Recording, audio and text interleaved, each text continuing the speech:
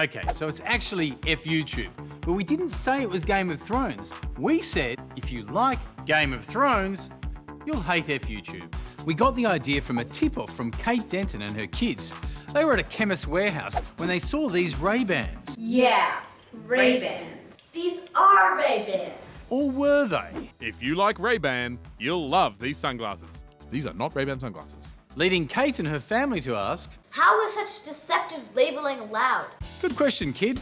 Well, it comes down to the overall impression created by the ad. And it doesn't matter if the business is intended to mislead you or not. That's why sellers can't just contradict their big main claims in the fine print. And it's more likely to be misleading if the text is very small, if you have a limited chance to see it, or if it's in an obscure location. Oh, cut! In our Ray-Ban case, the text was small but not tiny. It wasn't hidden away and you had plenty of time to read it. And context matters too. If you're staring at a $20 pair of Ray-Bans in a Chemist Warehouse, you might take a second look. But if you're actually misled by something like this, and you think, I wouldn't have bought this if I'd known the truth, then under the consumer law, you're entitled to your money back. And even in the grey areas, it's worth asking. Good retailers should help you out. Matt got in touch because he was buying a second-hand car and went to check if the car was encumbered. No, not that kind of encumbered. It means whether money is owed on a car. You should also check if it has been stolen or written off, which Matt sought to do by searching REVS, the Register of Encumbered Vehicles. I searched for REVS check and got www.revscheck.com.au and paid $36.95 to get the report, thinking it was the normal REVS report. What Matt then discovered was that government departments no longer issued REVS because they had conveniently changed to a new acronym. We need a new acronym. PPSR? Perfect. Now it's called the Personal Property Securities Register, and you can search the official government records at ppsr.gov.au. And if you go there, you can get the old REVS reports for second-hand cars for $3.40. Remember the .gov.au, because the problem is there's lots of commercial businesses that offer a very similar but more expensive service. And because they pay for Google ads, you're more likely to find them. RevsChecker.com.au, for example, offers the checks for $10 and uses the term Official Australian Government REVS Checks. Then there's also RevsCheck, revs.com.au and ppsr.com.au, which offers the standard car checks for $25 or for a more extensive car history report for $36.95. All look strangely similar because they're all run by the same company, Vida. We are passionate about accumulating data. Good to have a hobby. So let's see what their $25 option gives you that the $3.40 government option doesn't. They are basically the same report, although on the $25 version, there's also a simple picture summary of the same information, which is useful if a child is buying a car. But there is something else that your $25 Vida search buys you, which you won't get from the government site. Spam.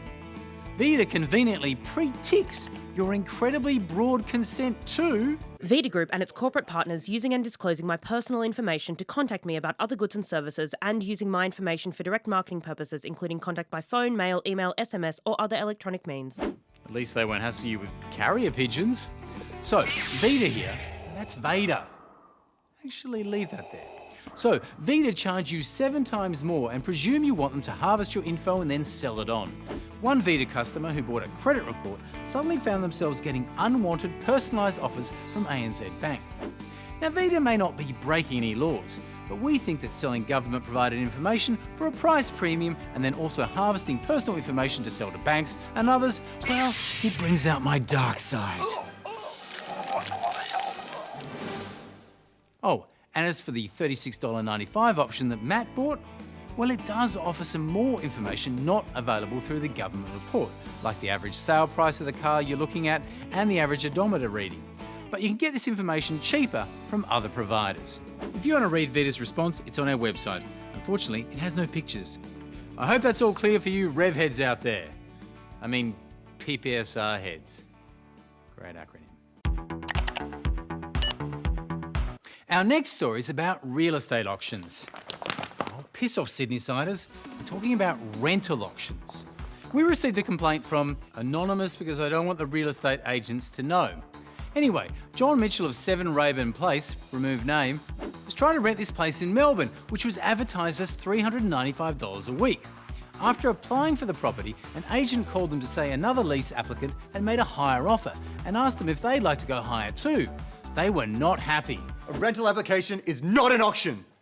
You are so right. And I have good news for you. This is clearly illegal in Queensland. So all you have to do is rent a place in Queensland and commute to Melbourne. If you don't want to move states, it's a bit harder. In the rest of the country, rental auctions aren't specifically illegal, but it can be if the agent misleads you. For instance, if they advertise a price that they wouldn't actually lease the property for, that's misleading. So is an agent claiming that someone else has offered more Oh, a lot of demand. Want to make an offer? when no one actually has. Can I just see that? Gotta go. So try to confirm if there really are other people offering more to ensure you're not just being caught up in an auction against yourself. Yay, I beat the other bidder. Oh. As for our tip-off, well, the Tenancy Union of Victoria is currently petitioning to end rental auctions there. And the Victorian Government is reviewing the Residential Tenancy Act. So the more they hear from disgruntled renters like you, the more likely they are to bring in similar laws to Queensland. And you can make the same complaints if this affects you in other states of Australia. Oh, and just before we go, Michael Shell found it strange that this picture on the Fruity Bites packet is presented as a serving suggestion. It suggested I fill my spoon with milk and then drop my Fruity Bites in there while throwing fruit around for no apparent reason. Yeah, we haven't had much luck with this either, Michael. Although we did much better with that than with the Coles tomato sauce serving suggestion sent in by Carly. No matter how hard we tried, we couldn't turn the tomato sauce back into a tomato as suggested. If you notice any particularly stupid serving suggestions or just want to get a consumer issue off your chest, email us at tipoff@thecheckout.tv. And now I'm going to try and turn this barbecue sauce back into a barbecue.